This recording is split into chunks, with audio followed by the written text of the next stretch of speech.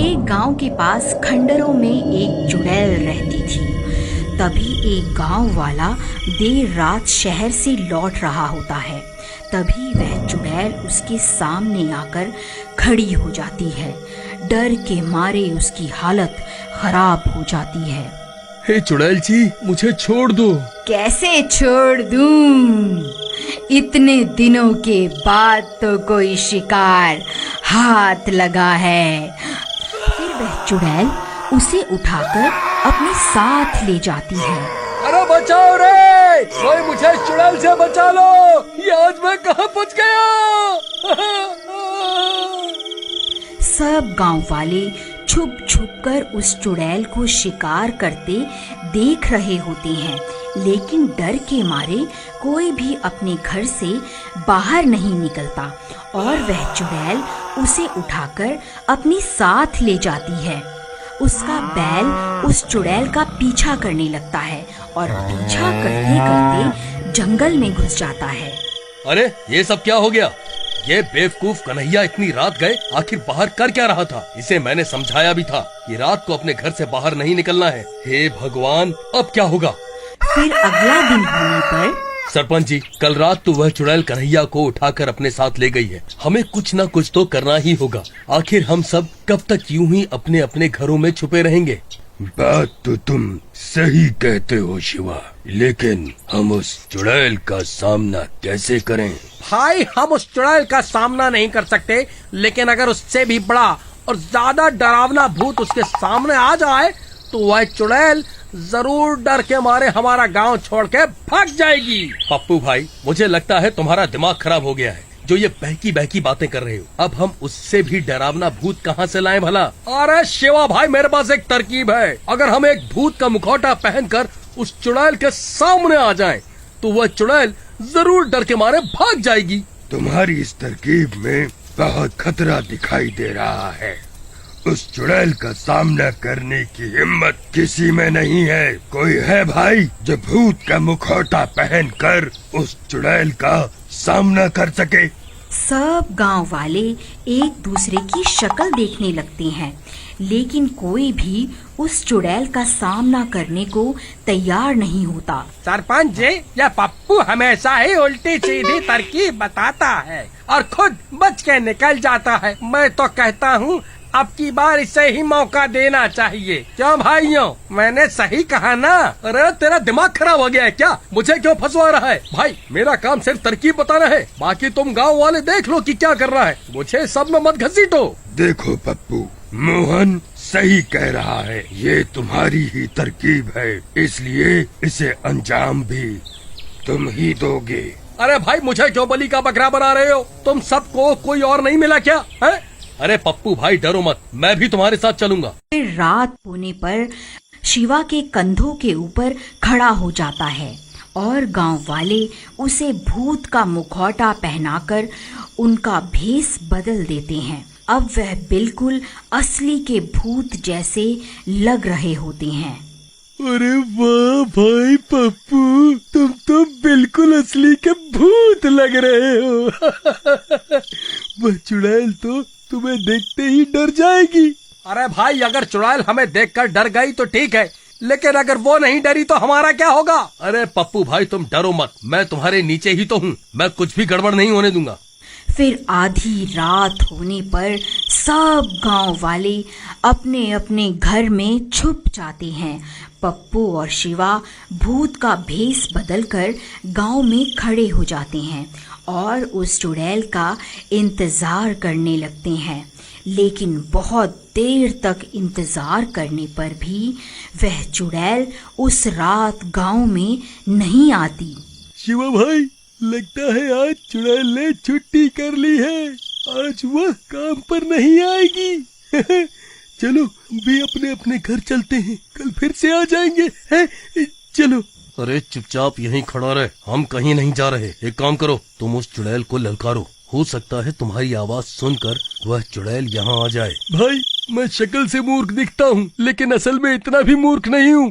जो खुद चुड़ैल को पुकारूं और बोलूं आ बैल और मुझे मार। मैं नहीं पुकारने वाला चुड़ैल को। अरे यार, ये किस डरपोक को सरपंच ने मेरे साथ यहाँ भेज दिया। ठीक है, मैं ही पुकारता हूँ चुड़ैल को। चुड़ैल, कहाँ है तू? देख, तेरा काल यहाँ खड़ा हुआ है। कहाँ छुप कर बैठी है? बाहर निकल, ये मेरा इलाका है। अरे मर गए रे। अरे नास मिटे, चुप कर जा, नहीं तो तेरी अम्मा सच में यहाँ आ जाएगी। अरे मर गया रे, आज ये शिवा मुझे पक्का मरवा कर ही दम लेगा। तभी डरावनी डरावनी आवाजें आने लगती हैं और वह चुड़ैल उन्हें सामने से आती हुई दिखाई देती है। अरे मर गए रे, नास मिटे, और चिल्ला ले, देख सामने से कौन आ रहा है। अब हम नहीं बचने वाले, अब हम नहीं बचने वाले। अरे डरपोक, रोना बंद कर, नहीं तो उस चुड़ैल को हमारे ऊपर शक हो जाएगा। ए, कौन है तू? तू यहाँ क्या कर रहा है? ये पूरा इलाका मेरा है। अभी के अभी यहाँ से चला जा, नहीं तो तेरा सर धड़ से अलग कर दूंगी। अरे चुड़ैल, आज से इस गांव पर मेरा कब्जा है। तू चुपचाप यहाँ से चली जा, नहीं तो आज तेरी जिंदगी का आखिरी दिन होगा। तू मुझे ललकारता है? तेरी इतनी हिम्मत? अरे शिवा भाई, मैं तुम्हारे हाथ पैर जोड़ता हूँ, कृपा करके इस चुड़ैल को मत ललकारो। हम इससे माफी मांग लेते हैं, नहीं तो ये हमें जिंदा नहीं छोड़ेगी। अरे चुड़ैल जी, आप ही सर्वशक्तिमान हैं, मुझसे बहुत बड़ी गलती हो गई। ये सारा इलाका आप रख लो, मैं कहीं और चला जाऊंगा। अरे मूर्ख, ये क्या कर रहा है? सारे किए कराए पर पानी क्यों फेर रहा है? अभी के अभी चुप कर जा। चुड़ैल, तुझे क्या लगा मैं तुझसे डर जाऊंगा? तू अभी के अभी ये गांव छोड़कर चली जा। रुक, अभी तुझे बताती हूँ। शिवा भाई, जल्दी यहाँ से भागो, वो चुड़ैल हमारी ओर ही आ रही है। फिर चुड़ैल उनके ऊपर हमला कर देती है और उस भूत का सिर धड़ से अलग कर देती है। शिवा धड़ के साथ नीचे ही रह जाता है और पप्पू को चुड़ैल उठाकर अपने साथ ले जाती है। अरे मर गया रे, कोई मुझे बचाओ, कोई तो मुझे चुड़ैल से बचा लो। अरे मर गया रे।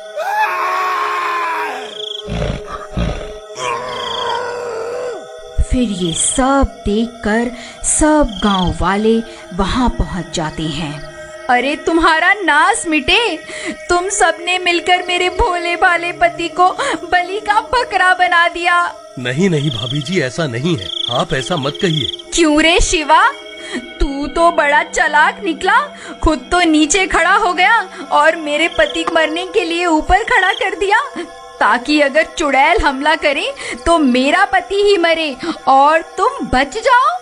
देखो सरपंच जी, मैं कुछ नहीं जानती, कुछ भी करो लेकिन मेरे पति को वापस लाओ, नहीं तो मैं भूख हड़ताल पर बैठ जाऊंगी।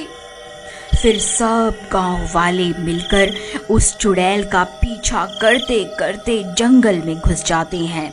आखिर हम कब तक यूं ही उस चुड़ैल की तलाश में भटकते रहेंगे? तभी सामने से कन्हैया का बैल दौड़ा दौड़ा आता है और उनके पास पहुंचकर रुक जाता है और अपना सिर जोर जोर से हिलाने लगता है। अरे सरपंच जी, ये तो कन्हैया का बैल है, मुझे लगता है ये हमें कुछ बताना चाहता है।